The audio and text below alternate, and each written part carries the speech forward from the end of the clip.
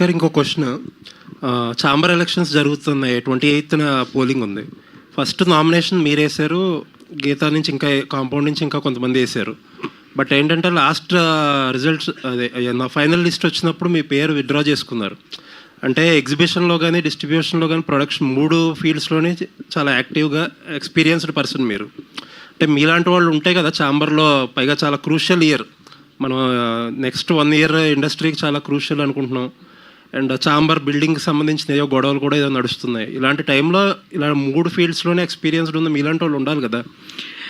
Yeah అండి, అంటే first of all ఇప్పుడు వరకు ఎప్పుడు కూడా ఛాంబర్ ఎలక్షన్స్లో యాక్టివ్గా లేము. అయితే మొన్న ఛాంబర్ బిల్డింగ్ని మనం కాపాడుకోవాలి అన్న ఒక దాంతో మన దాము గారు కానీ అరవింద్ గారు వీళ్ళందరూ కూడా నన్ను 100% చేయమంటే నేను దాన్ని నామినేషన్ కూడా వేసాము.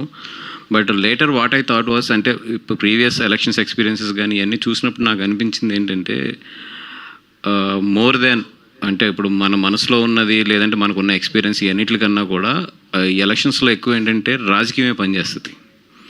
అంటే కరెక్ట్గా సినిమాలు చేసే ప్రొడ్యూసర్స్ ఇప్పుడు మనం ఒక 25-30 మెంబర్స్ ఉంటే, కొంచెం ఫీల్డ్కి దూరంగా ఉండి ఒక ఎక్స్పీరియన్స్ ఉన్న ప్రొడ్యూసర్స్ మిగతా 300 మంది 400 మంది ఉంటారు. వాళ్ళంతా కూడా ఎట్లా ఉంటుందంటే ఎలక్షన్ అనేది మోర్ దెన్ ఇప్పుడు ఎవరు యాక్టివ్గా ఉన్నాం, ఇప్పుడున్న ప్రజెంట్ ట్రెండ్లో ఎవరు సబ్జెక్ట్లో ఉన్నాం అన్నిటికన్నా కూడా ఎక్కువ రాజకీయం మీద డిపెండ్ అయి ఉంటుంది. దానికి చాలా వర్క్ చేయాలి కూర్చుని. ఐ థాట్ లైక్ ఇప్పుడు అంత స్ట్రెయిన్ తీసుకోవాలని అనిపించింది నాకు. అది first thing. And second thing ఏంటంటే ఎక్కడో నాకు ఎలక్షన్ ఛాంబర్ది మోర్ దెన్ ఇప్పుడున్న సిచ్యువేషన్స్లో ఏది మంచిది ఏది చెడ్డగా అనే కన్నా కూడా ఎక్కువ పొలిటికల్ అంటే chamber inside political, I'm not saying other parties of the political ఎక్కువ అదే ప్లే చేస్తుందేమో అన్న ఒపీనియన్ వచ్చి ఐ హ్యావ్ టేకెన్. అంటే అల్లు అరవింద్ గారు కాంపౌండ్